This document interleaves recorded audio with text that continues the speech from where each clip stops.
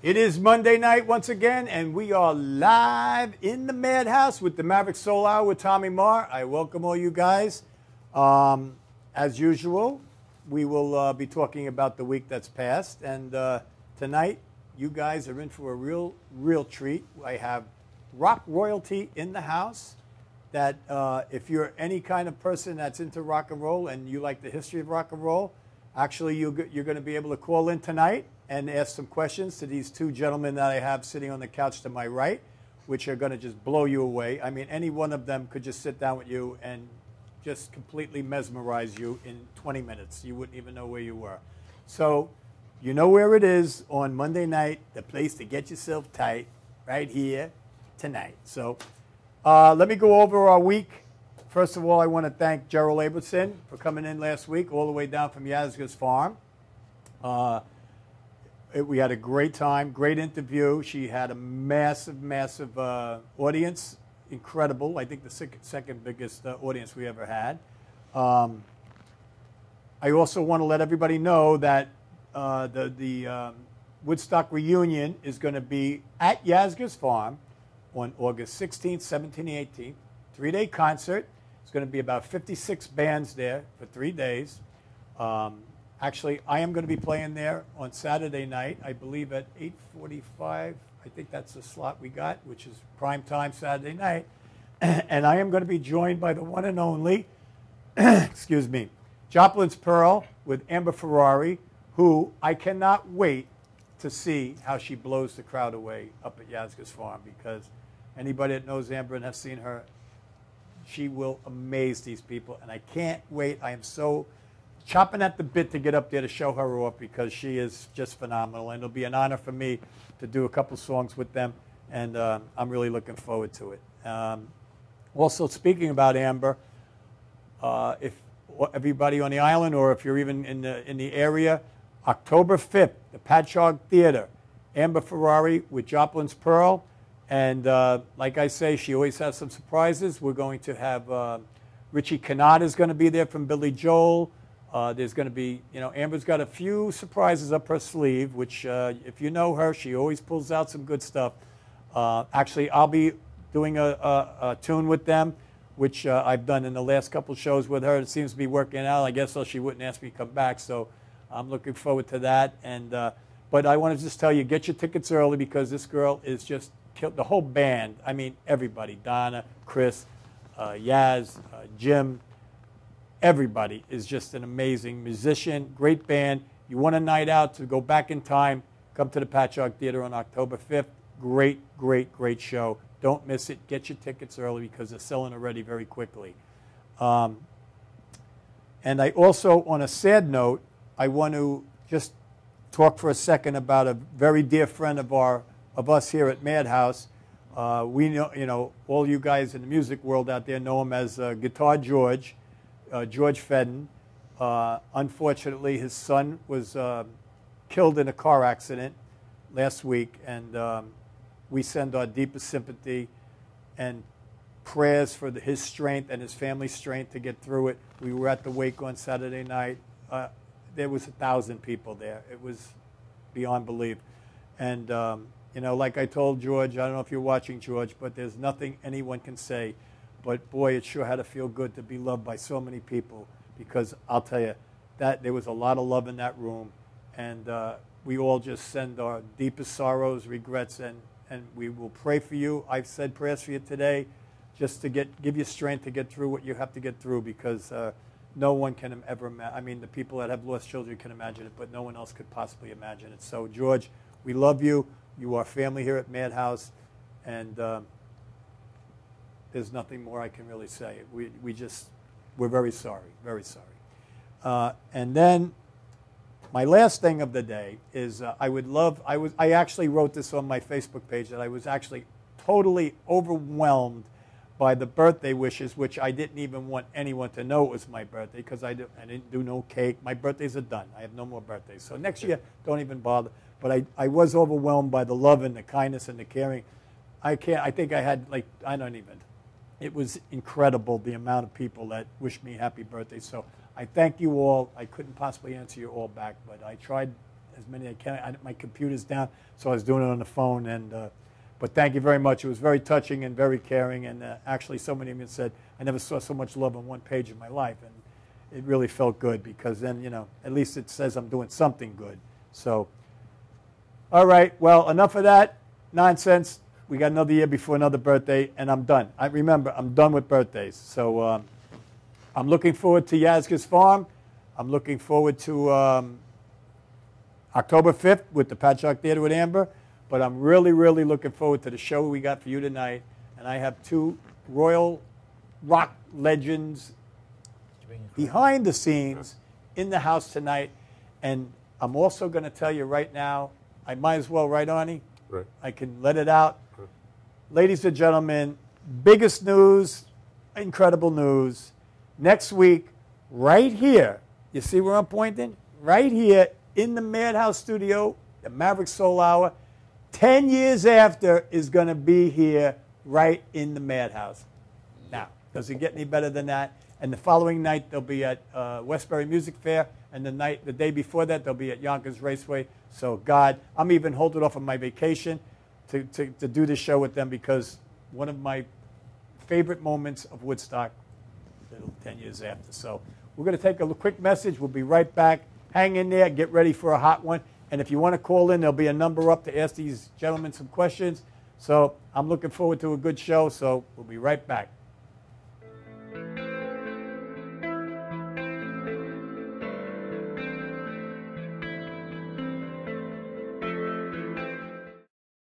Are you planning an event and want to include entertainment, but you're not sure where to turn? Act1Entertainment.net has provided over 1,500 events with quality, affordable live entertainment at private parties, corporate affairs, festivals, bike rallies, and more. Act 1 will fit into your budget. They're friendly, reliable, and do all the legwork for you. They take all major credit cards. Log on to Act1Entertainment.net for a free, no-obligation price quote or call 631-758-3505 for a brochure. You'll be happy you did. Hey, I'm Tom Mealy from the Harrison Law Group. You know, soft tissue injury, that's no joke. This is what we do. We're not new at this game. Don't waste valuable time going to firms who don't get it and can't do it. Call 1-800-INJURY-LAW. Dad, where do babies come from?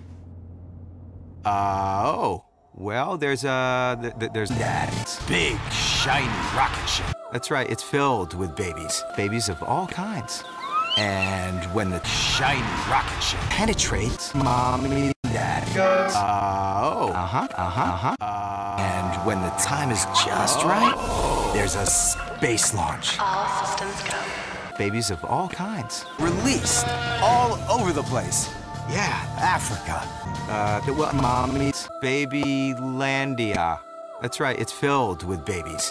After an amazing 9 months, babies. And that, son, is where babies come from. But Jake said babies come from Planet Babylandia. You go, play with us on the bus. Wheels on the bus go round and round, round and round, round and round. Wheels on the bus go round and round, all through the town. For professional motorcycle transport and towing, think Kickstart Fabrications Motorcycle Towing. Proudly serving all of Long Island, we feature expert handling and 24/7 service. So send a limo for your toy with Kickstart Fabrications Motorcycle Towing.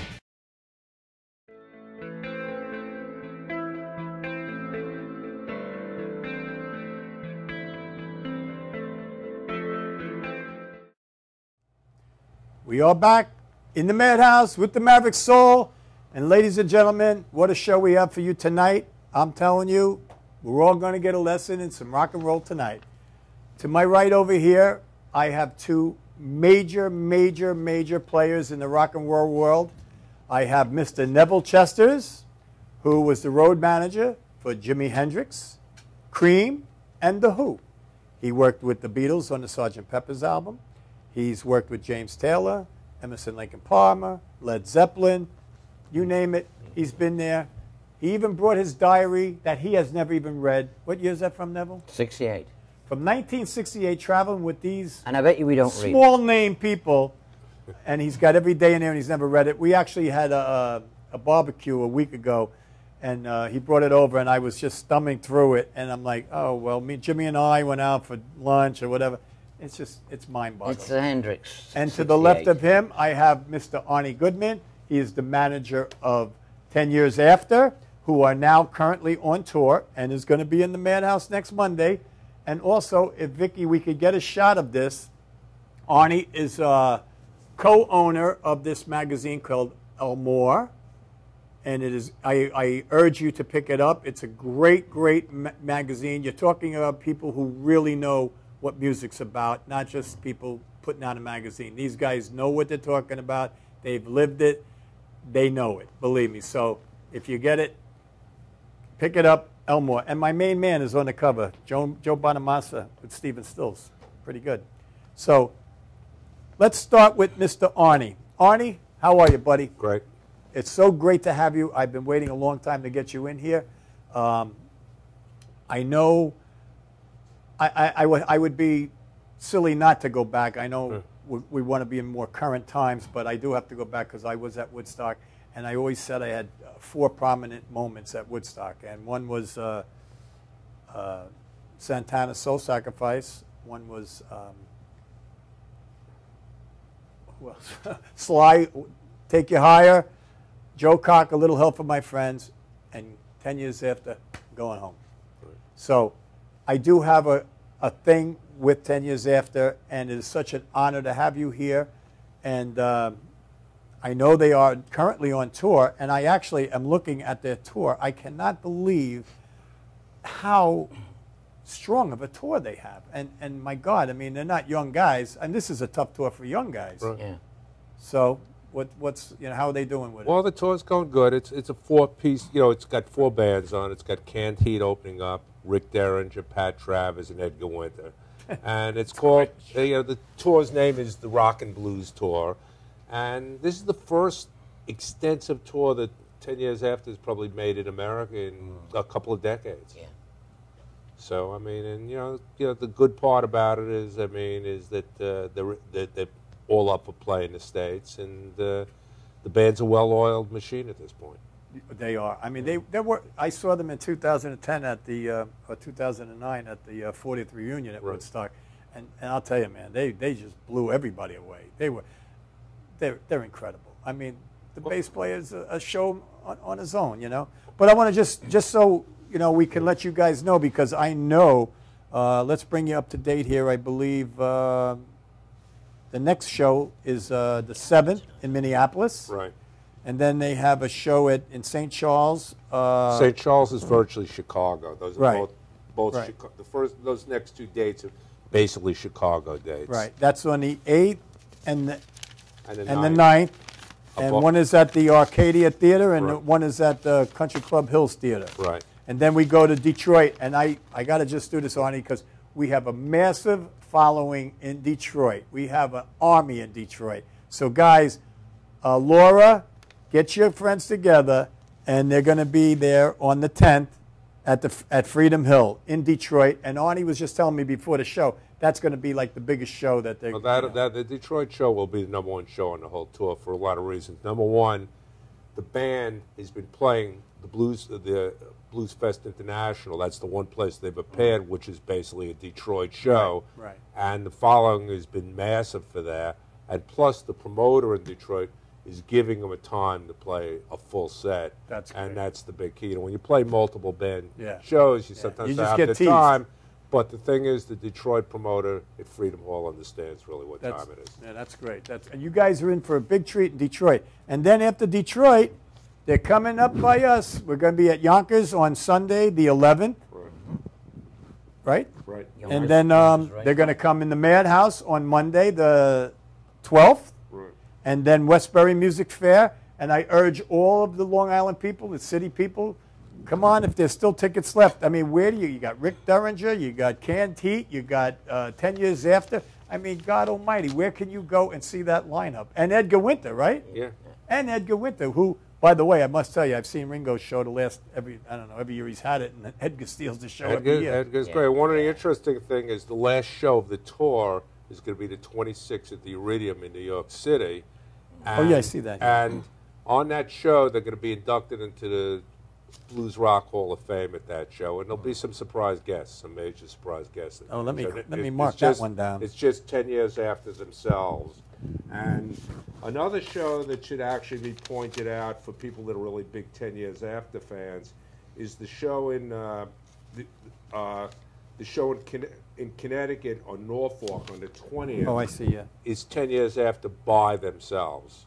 And, you know, the thing is, you're not getting the other bands, but again, you're getting the full set. Yeah, and it really does make a difference. It makes a You difference. know, anytime, I've seen a lot of these festivals with us, you know, they 40-minute sets or whatever, and it's just like such a tease to all the bands. I mean, to all of them. But I mean, like, if you are a 10 years after fan, check out these shows that they, like Arnie's talking about, where they are alone. I mean, don't miss the other ones either. I mean, I know I'm going to be up at Yonkers. Well, the thing about Canned Heat that's unusual, it's not just Fido. They're actually playing with Larry Taylor and Harvey Mandel, which they haven't played with in some time. So to get Harvey and Larry, I mean, Larry, like Leo Lyons, is one of the legendary bass players of all time. Well, Harvey was at the 40th. Yeah, he was, but they don't play. That was one of the few shows they play. If you see them, it's usually Fido and whoever else is in a band. So, I mean, Larry and Harvey add a great deal. That was a great show. That was a great show. But, you know, it's funny. Larry Taylor and Leo Lyons as bass players, you talk about two of the legendary bass players of all time. Those guys are up there without question. Without question. And actually, maybe we'll even surprise them, because when we were at the 40th reunion, we took videos of 10 years after playing that no one has ever seen except me and Janine, and maybe we'll show them. I have some interesting pictures of Larry and Leo, some stills. Well, you sent me a whole. Yeah, I got them all loaded up. And you know, it's an interesting combination getting those two specifically.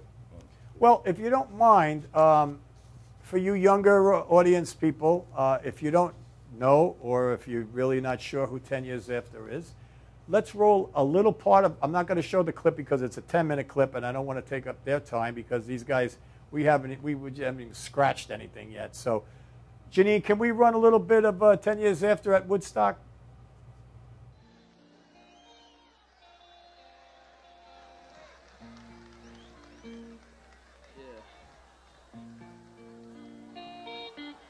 That's near enough for jazz. I'd like to say thank you again to you. Yeah. This is a thing called I'm Going Home by Helicopter.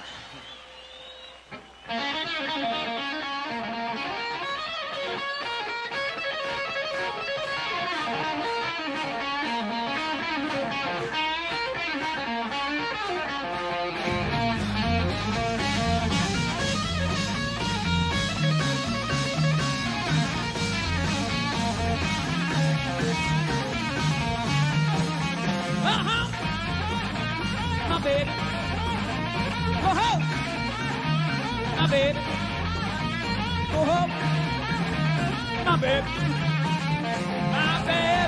baby, I'm going home, baby, I'm going home. Let me baby, I feel so good to roll. Go home, my baby, go home, my baby, go home. My baby, rock on.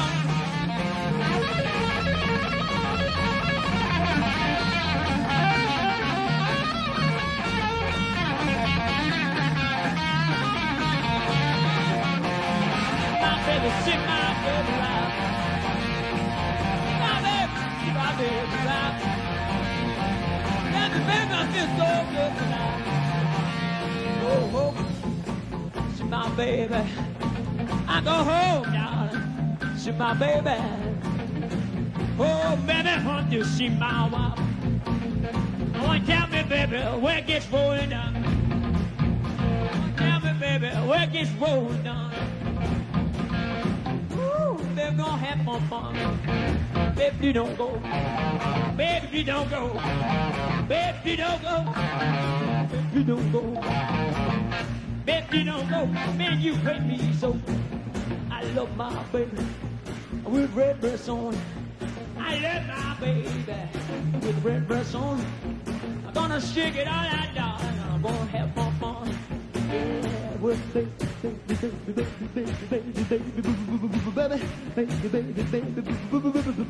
baby. Come out, baby. I want to have with you. Love you, baby. I got what I do. I love you, baby. God knows I do. We ain't gonna shake it out. I'll be what I'm trying to do. Yeah.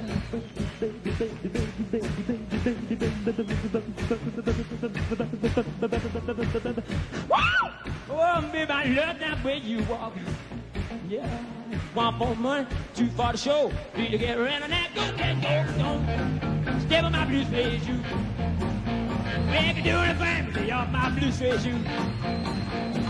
Back that up, got a fried. Wish she'd wipe my baby now. I got to go and mean that she can be. Knock down my pants and double me to me. Yeah, coming on, baby. Whole lot of shaking going on. Coming on, baby. Whole lot of shaking going on.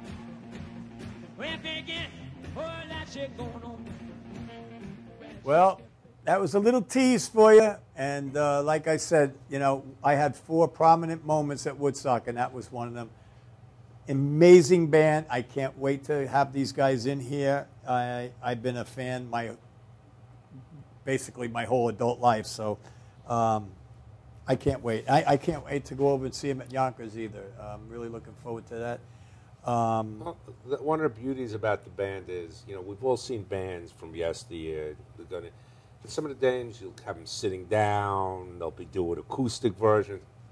These guys came out. It's still 1969. These guys are ripping. Right. I mean, without a doubt. They're not going to come. If you're ready for easy listening, you're going to see the wrong band. Yeah. Well, that's why we're all here right now, because we don't want the easy listening bands. We want the hardcore, real deal bands, and you guys bring them. You know, and thank God for people like you guys that keep these things going. You know, and that's my little part, and our part here at Madhouse is to keep it going and keeping it alive and keeping. And more than anything, passing the torch to some youth that, you know, I mean, I love when I see a kid with a Hendrix shirt on or something. But a lot of this is like when we were growing up, or at least when I was growing up, I spent my whole time discovering Albert King, Muddy Waters, all those bands. Now these bands are the rediscoveries. Now you see there's a whole movement of jam bands downtown. Yeah. But those bands are basically redoing. I mean, if you really look at 10 years after was the original jam band.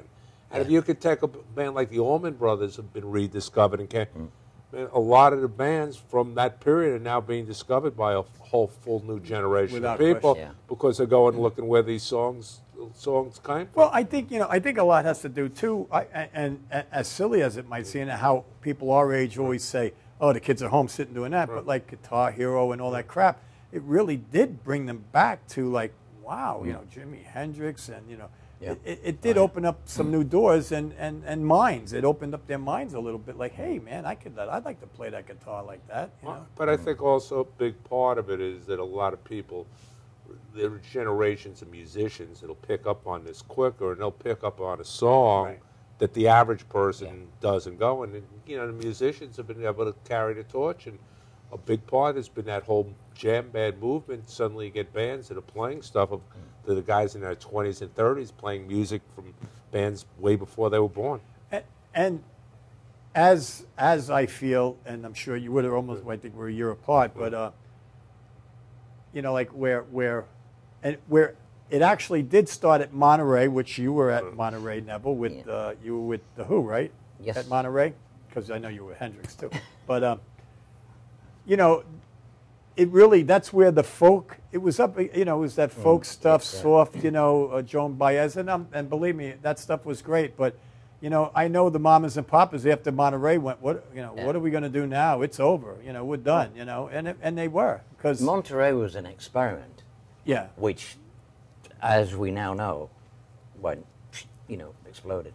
But I think more than Monterey, it was really Bill Graham and the Fillmores, the East and West. I agree. Because what happened there was that Bill, when he took over 10 years after, they were unknown here. He brought them to San Francisco not only to play, but to play for a week. Yeah. And that really was the difference. And they were able to play East Coast and West Coast, and other ballrooms from Chicago, Detroit, Fillmore-type slave from the Aragon Ballroom. There were all kinds of ballrooms, Harpo's, all different ballrooms opened up all over the state. They copied the Fillmore, but it was the Bill Graham thing that I think that broke. Oh, I agree. I agree with you. But I also believe, and again, Woodstock did. But it was Bill Graham that brought the West Coast bands in that we all didn't really hear. Like, I mean, that was the first time I ever heard Santana, to be quite honest with you. And I still remember when they did Soul Sacrifice, I tell this to everybody I know. I mean, I can still remember, because, I mean, I was like, because I love percussion, and I was like, wow. I couldn't even believe it. But I remember looking around, and everybody was like. But they were a band managed by Bill Graham early on. But I'll tell you an interesting story about them that I found out recently. Obviously, everybody knows Black Magic Woman was their big hit, which was a Peter Green song.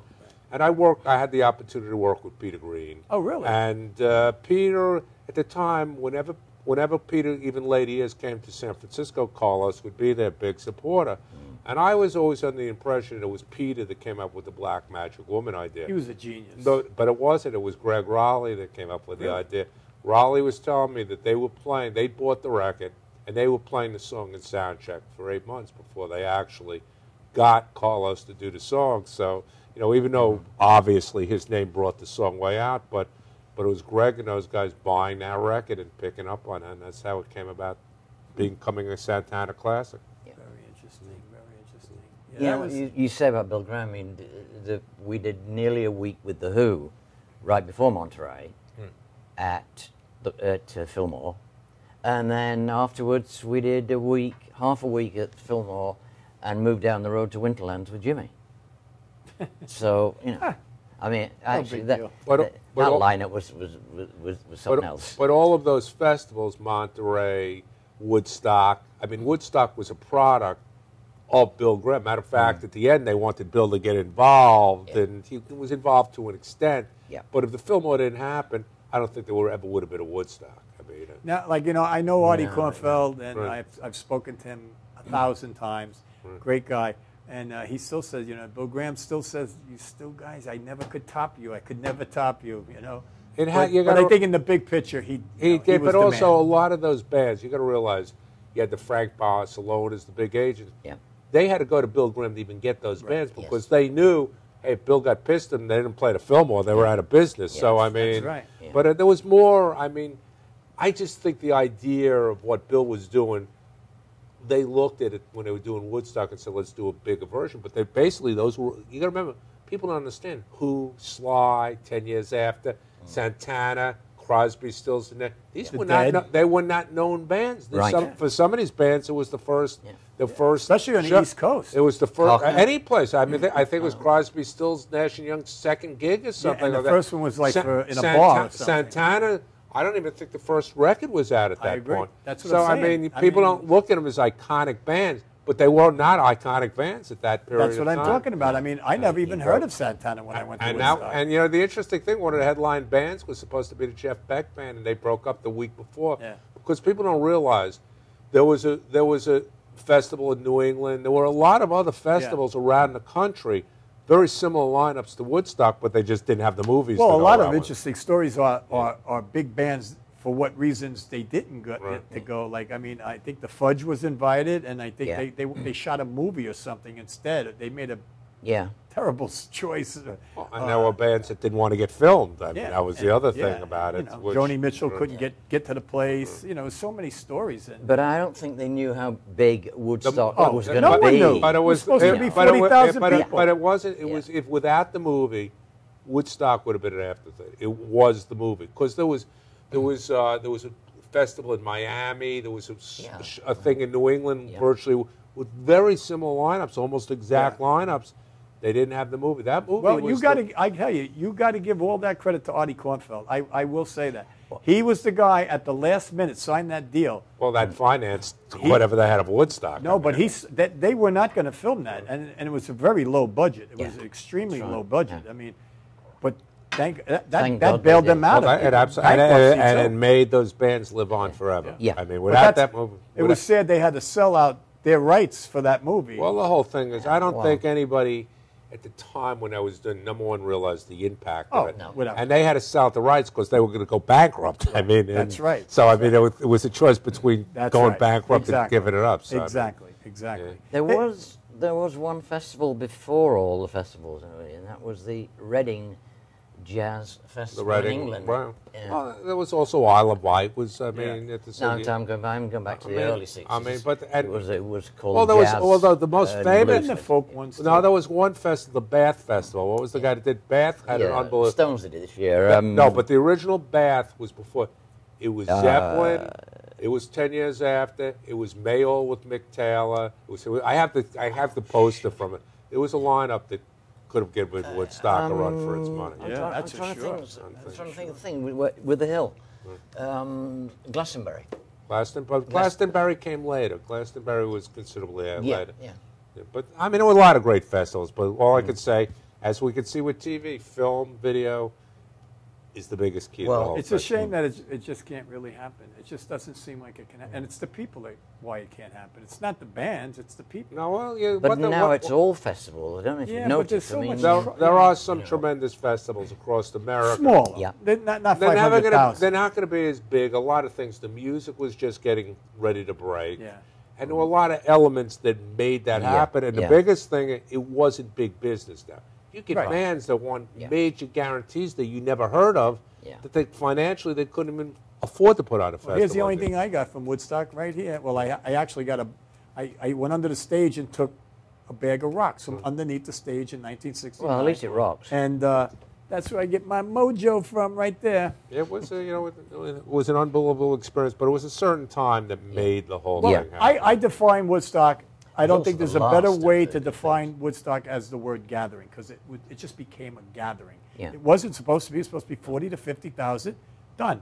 Make enough money to build a recording studio up in Woodstock or Saugerties, wherever they were going to go, and that was the whole idea for it. And it was supposed to be the town of Woodstock as well. I worked at. I didn't go to Woodstock, but that summer I worked at Phoenicia, New York, at a basketball camp, and there were tickets that were printed. It was supposed to be an arts and music thing. Right in Woodstock, obviously, once the town of Woodstock got a hold of it, that ended.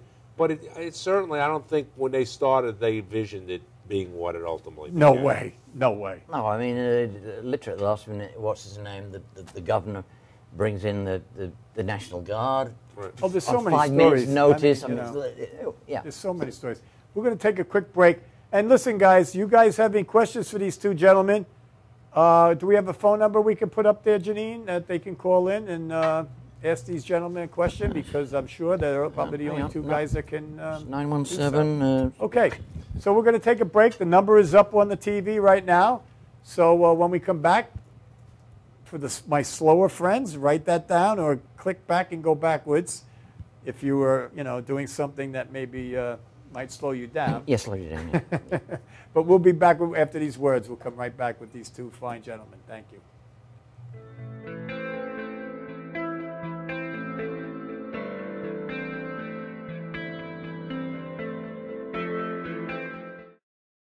Are you planning an event and want to include entertainment, but you're not sure where to turn? Act1Entertainment.net has provided over 1,500 events with quality, affordable live entertainment at private parties, corporate affairs, festivals, bike rallies, and more. Act 1 will fit into your budget. They're friendly, reliable, and do all the legwork for you. They take all major credit cards. Log on to Act1Entertainment.net for a free, no-obligation price quote or call 631-758-3505 for a brochure. You'll be happy you did.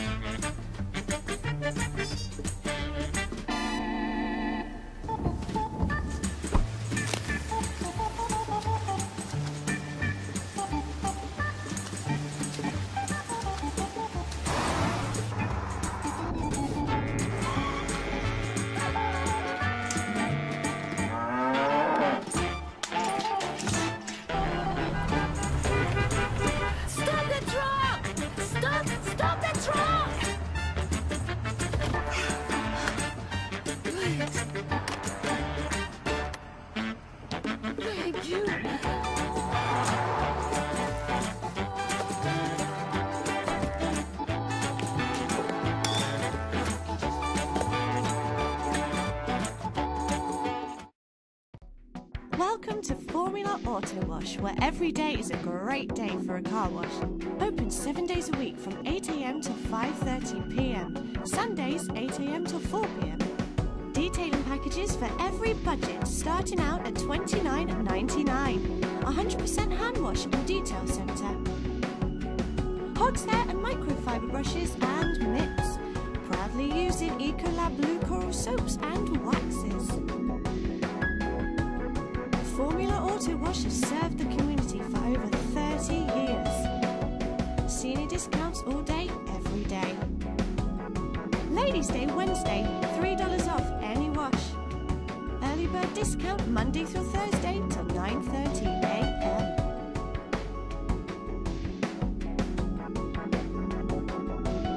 Check out our website, formulaautowash.com.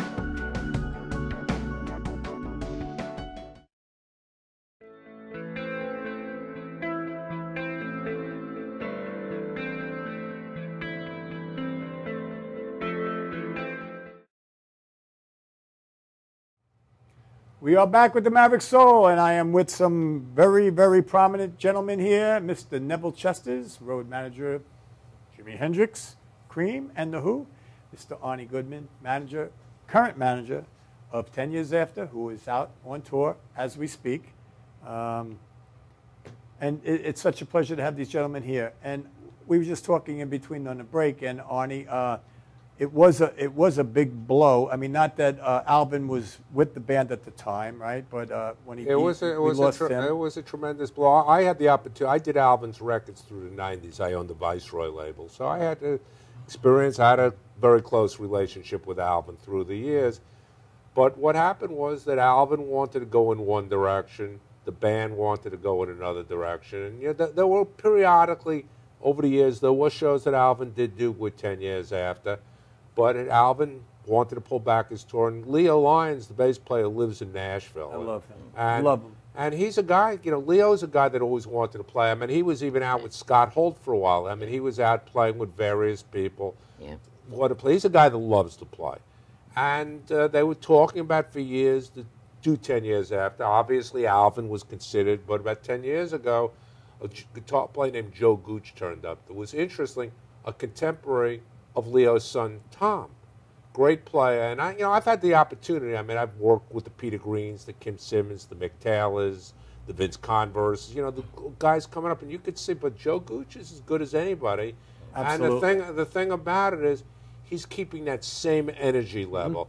It is 10 years after. Sometimes you see a different guitar player, not to say Joe Gooch is trying to be Alvin Lee. No, but he's bringing in the same kind of energy that 10 Years After has always had, and that's been, I think, the big plus to it. And Joe's been great with him, and and people just don't realize he's been playing with him for some time. This isn't a thing that happened post. I agree with you because I am not, I am a person that you go out and you see, and either through death or through fighting or whatever, where bands break up and there's one original guy. It's kind of like you go out of respect because you love the music, and they can pull it off halfway good, but. When I saw them at the 40th reunion, I agree with you. I mean, it wasn't anybody trying to be Alvin Lee. It was a new band with a new, fresh sound, and I think we have a picture up now at the 44th. We took that, right? And it was exactly what you said. He brought a freshness to the band, like just put a new shot into them, And he put a freshness. But what I learned, because I'd recorded the band, so I had a history with the band. I realized working with Leo and Rick in studio that's what really pushed the band. That rhythm section is what really separated that band from somebody else. And as much as you don't want to see it, you take a look at the great records that 10 Years After did.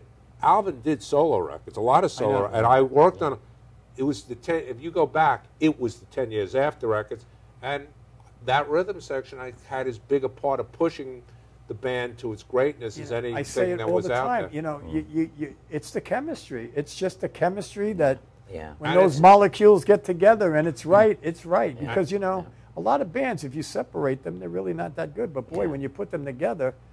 You know, I mean, Jagger's tried to make a lot of solo records too, and never really Well, did that's much. the whole thing that these guys, and where Joe Gooch has come in White's work, he's understood where they want to go. He's not trying to reinvent the wheel. Exactly. And that's, you know, because I've seen bands over the years, a lot of bands have had changes, but you'll see bands and it's just nothing like what you saw the first time around. And that's the thing that they've been very conscious in keeping the 10 years after and he does bring an energy. I mean, he brings he's a lot younger, too. He's a lot younger. But my man on the bass over there, Well, that guy, he is a show on his own. He's your old buddy, right? Yeah.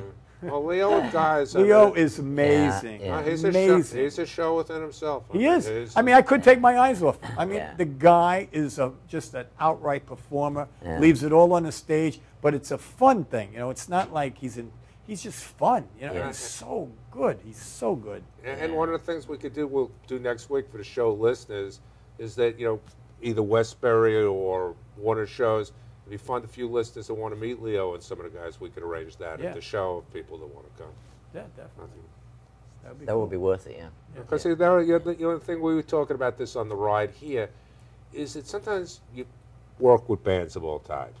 But these guys to deal with are some of the best guys to deal with. Some bands are more trouble than the Neville can fill you with but those. that's the thing about, you know, one of the reasons that I took this on was that I like the guys individually. Well, it wasn't something that I said, let me just go do this for the money or whatever reason you may get involved in a project. You know, like you just watched that Eagles documentary. It kind of did me a whole flip on that band. I'll tell you, it was.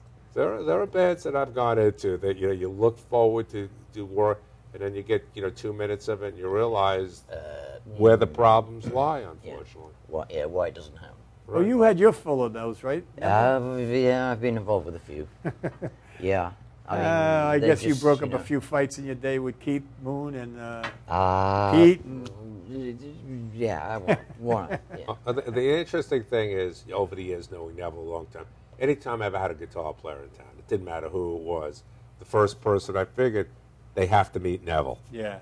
I mean, that's the first. It could started with John Parrish, didn't it? No, it could start even, but it could go. It could have got Scott Holt. It could have Vince Converse. I mean, it could have been when we were doing the record with Eddie Kramer years ago. I mean, but that was always the one thing that, you know, he's worked with the right bands. It's never sunk in though. He doesn't realize, like we've been to a lot of shows together, and you know, you see these big name people.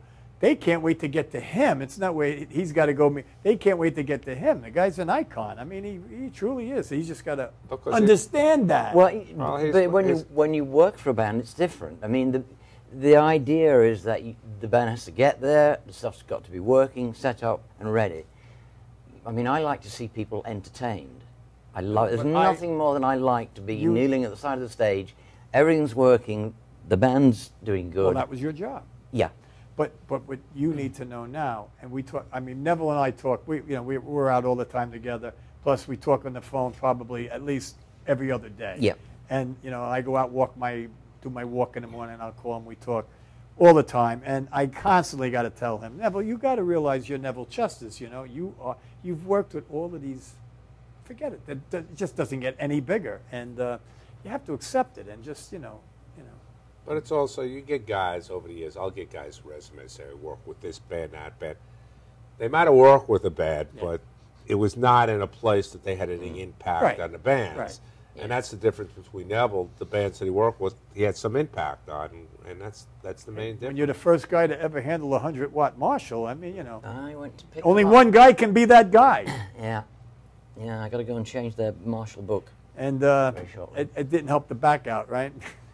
No. See, he would have been a hell of a guy nowadays with everything with the cranes and everything else. I mean, he humped everything up the stairs on his back. 8 by 12. And then with Jimmy knocking over the amps and Keith knocking over the drums, you know, how many times would you have to stand behind them at all times, right? No, because my place was not on stage. I know, but so I used to kneel at the side, and I had to, you know, figure when Jimmy was going to rush the stack. He only ever caught me once. But Keith, you never knew, right? Yeah, I know.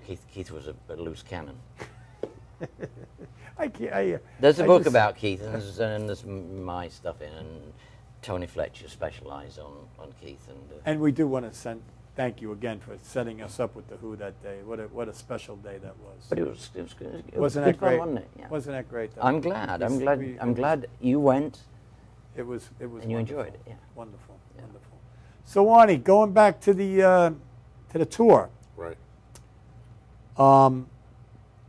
What kind of feedback are you getting from it? Right now, it's been very good. I mean, they started out on the West Coast. They played Los Angeles, San Francisco area, Tucson, Arizona, Flagstaff, San Diego. It's been very good. I can't believe. I cannot believe. I mean, they're like 40. Well, the whole idea of this tour, we're hoping this is just the start. What we're doing is trying to feel away. Like I said, they have not done an extensive tour in America, and what the goal is for next year to come and do a more extensive tour and really go to a lot of places they haven't touched on this tour. But you know what it is? You just got to get your foot back in the water again, and that's basically. I don't think it'll take that band long to get their foot. Well, it's not. It's a matter. It's really, one of the things about it is it's letting the fan base know that the band's around. Yeah, that's part of the problem. That years ago you'd go into a city like New York, you go up to NEW, see Scott Muni, you go to MMR, MMS. The problem now with the internet, it's splintered things. Yeah. And the problem is, I know traveling, because I've had experience with the Savoy Browns, the Peter Greens.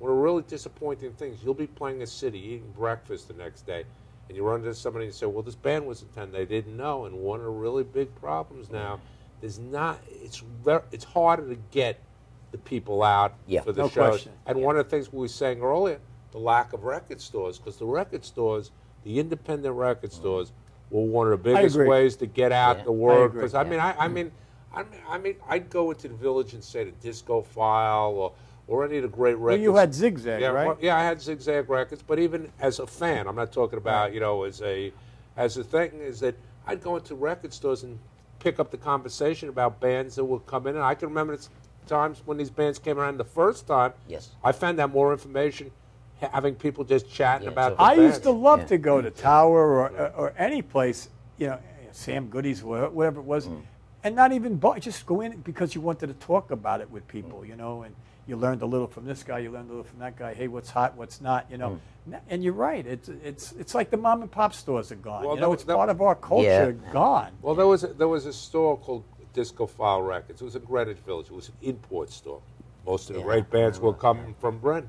You'd go in that store and you'd wait for the records to come in, because in those days, the records would come out 6 months, 8 months ahead in the UK. Right. And you'd come in if you wanted to find out what was coming in. I mean, I can still remember the first time seeing the first Jethro Tull record. I'm looking at it. I had no idea.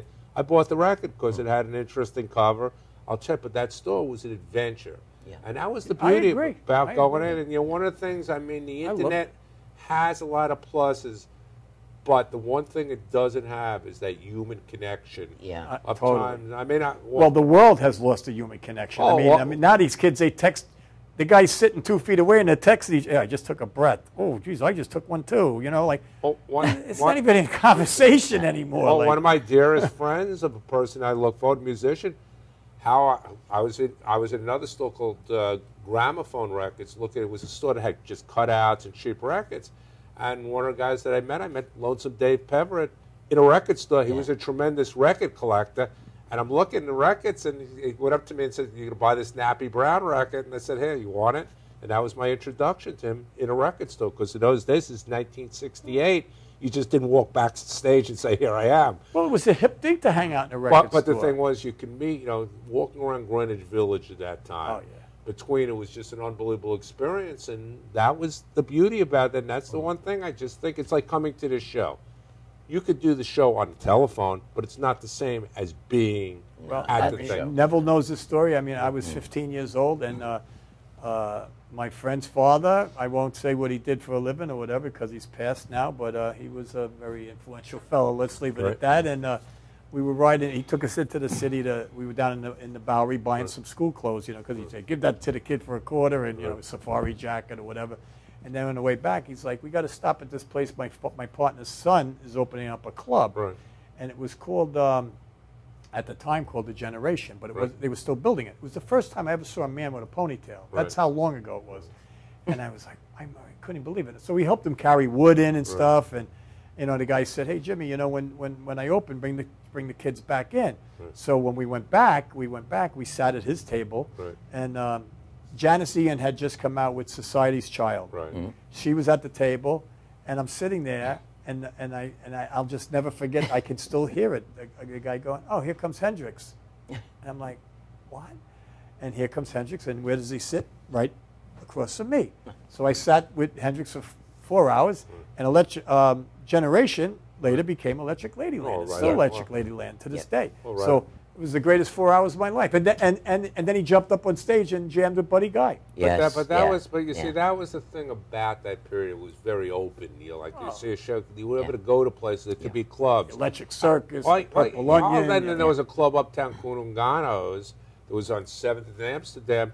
You'd get the middle bands that would play the Fillmore. I mean, you could see anybody would walk, because it was a late night club. But these guys were accessible. Like at that time, you didn't have Jimi Hendrix with 85 bodyguards around him. Right. Like That's right. He walked in by himself. I mean, you'll go into a place now. I was shooting the Fender party for Crossroads. I shouldn't pay. Robert Cray's walking in his 8 million P. It's Robert Cray. Yeah. Nobody was jumping up and down for Robert Cray, but you would have thought God was walking into the place. Yeah. In those days, you could see the biggest guys that were around. I mean, if you wanted to walk into Electric Ladyland, right on the street, not being any, you just walk right in the door into the place. It is a shame it's not like that anymore. It really But you see, that's the whole thing. I've said, I think if I grew up now, I'm not sure if I'd be that enthusiastic about music. Not because you had the access to be able to do things. I mean, you know, there were just great clubs, and you would just. And you touched on a very, very good subject. Is that these people were approachable. Right. Yeah. Now it's private jets, and it's they're. I'll tell you, I really respect the Joe Bonamassas, who I think is one of the greatest entertainers out there right now. I see him on Facebook, and I see him. He'll talk to his people. These other people. I mean, guys, you should be so thrilled that you were blessed enough that people want to know who you are or say hello, and just have you say hello. It takes a second to say hello. I don't get it. You're not that up there. You're a human being. Enjoy the people who made you who you are. But that's why throw them a hello once in a while. But that's been Joe Bonamass's secret, that he's been approachable. His manager is a guy named Roy Weissman. How I know Roy was, I did a Chuck Negron record in the 90s. Roy managed Chuck. Yeah. His father managed. That must have been tough. He was a pop. But Roy Weissman's father managed Frank Sinatra. And he had an experience. But what they did is with Joe, he went and played everybody, reached everybody. And to this day, his biggest thing is being on every social network, anything. Yeah. He's going right to his fans. And that's why you could take Joe, because you think about it. In New York, Joe comes in, plays 3 nights, sold out at the Beacon Theater. Yeah. Buddy Guy, as great as he is, he's playing 2 nights at B.B. King. So it's got to say something about Joe's marketing. Well, I'll tell you something about Joe Bonamassa. I never met the man personally, and I just am a big fan of Joe Bonamassa. I think he's incredible, and I think he's an incredible, electrifying entertainer, not just a guitar player and singer. He goes out, he walks across the seats right in Westbury. But I just had written a couple of nice things about him the day we were going to his show. And you can ask Janine. I mean, we were sitting in the front row at Westbury. He walked off the stage, walked over, and he goes, "I want to thank you." So he knew that I wrote something good about him. That's the beauty of But you don't forget things like that. But that's the beauty about how they run it. I mean, he played the Iridium with his funk band. Yeah. I got to spend some time with him. And his manager, Roy Weissman, all extremely approachable and open up to ideas. There's certain times you could come in, you could have the greatest idea in the world. Some of these guys wouldn't listen to you if your life depended on it. Sad. And that's the difference between the Joe Bonamassa. Because it does all boil down to who put you where you are. And it's your fans. Well, it's like you come in now, shoot as a photographer. You'll get shows and they'll say, well, you can shoot the first 3 songs, which is ridiculous because you're not going to get the good shots. And that's ridiculous. When I go to shoot Joe, hey, do whatever you want. And then that's the difference. That a lot of these acts, what they're protecting, I can't figure. I know on my end, if somebody comes up to me and within reason and stuff, hey, you want that experience. You want those people to be happy because that's the people that are paying the money to get in to go see the band. Absolutely. But I see shows, I've gone to shows where I've seen bands that are just nothing, to just have impossible things that they want you to do, which are just are just totally ridiculous. Yeah. I mean, I'm going to shoot Dave Davies. I mean, Dave's all right. He's playing the. Wasn't what his brother He's was. He's playing the winery, right? Yeah. And they're coming on at the time. They're giving people such a hard job shooting pictures of them. They should be happy at this time that anybody even wanted to come to see Dave. There you go. And I'm thinking to myself, what are these people possibly thinking? I mean, I could not agree. I say it all the time, especially the ones that aren't so big anymore. It has nothing to They seem to be even worse. Yeah, but if we want to know something, it should be everybody. There are certain guys. I mean, Robert Plant, if you want to know his guy, Robert's great to deal with. But then you'll see somebody else. Yeah, I mean, is Robert Plant? He'll let you do whatever. Well, you'll go see some second. Can you get him to come on the Maverick solo? I mean, Robert's a guy musical. I record a guy named Ines Sybin who played for Robert for years. So and, you know that whole group was very good to deal with. But they were always open. They were never. It was never a situation they said no to anything unless you just came up to. I mean, as much as I love George Thorogood, I'm good friends with George. Yeah. George with pictures could be. Yeah. Unreasonable to say the least, but I mean, it's well, great. You know, when you get up there in age too, you know. But you want to know something? It's the fans coming in to sing something. I agree. And paying big bucks. Yeah, but you got to realize with these people, everybody's getting older. It's what situation these people, and they're not stopping because you got 8 million people with camera phones anyway, so you're not stopping the pictures from getting taken. Right, so you're right. And they're trying to mark. I mean, George Thorogood, like any other act, is up against everybody else out there, and I would think that he would want as much exposure as he could possibly get. And then you think of, and especially living on Long Island like we do, the talent, the unknown talent here is incredible. I think it's the music mecca of the world right now, Long Island. I think that the talent on Long Island is unbelievable. And you got guys that are just, I mean, take a Randy Jackson, right? The guy does a one-man show. He plays a 12-string. The guy is absolutely amazing, and you'll see him in a little club with 25 people, but he's a gentleman. I mean, he's a really good guy, and I'll tell you, what a show! He puts up 4 Marshall stacks with his 12-string, does all Zeppelin. The guy, well, that when Zebra was around and they were on Atlantic, they looked like they were a band. I mean, they were basically playing in New Orleans and New York at the time.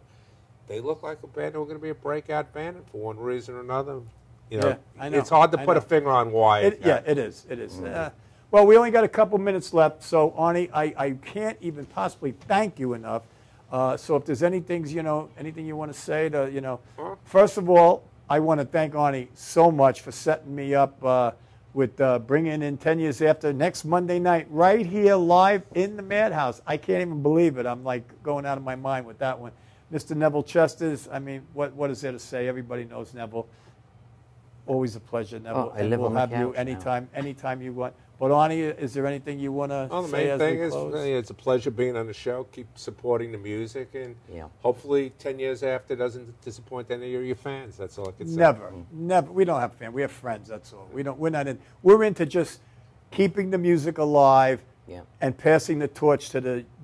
I have 6 grandsons. I'd rather them doing a little Zeppelin or Hendrix than the other ones that I won't mention. But it was a night.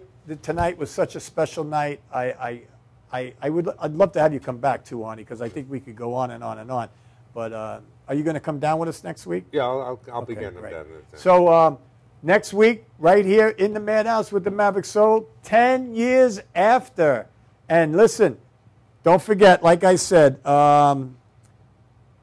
they got 2 Chicago gigs coming up on the 8th and the 9th, and then they're in Detroit at Freedom Hill. Yonkers Raceway on the 11th, we will be there. And then Westbury Music Fair the night after. They're here on Monday night, Tuesday night on the 13th, I believe. So next week, right here, 10 Years After. Arnie Goodman, thank you so much. You're a gentleman, and I can never thank you enough for coming in. Mr. Neville Chesters, we love you. You're welcome, Mayor. Anytime, any place, anytime. It's always a pleasure. We'll see you up at Yazga's Farm also. Have a great night. Have a blessed week. Peace and love to all of you. Have a safe week.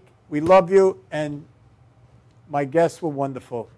Thanks so much. We'll see you next week with the Maverick Soul. Keep listening.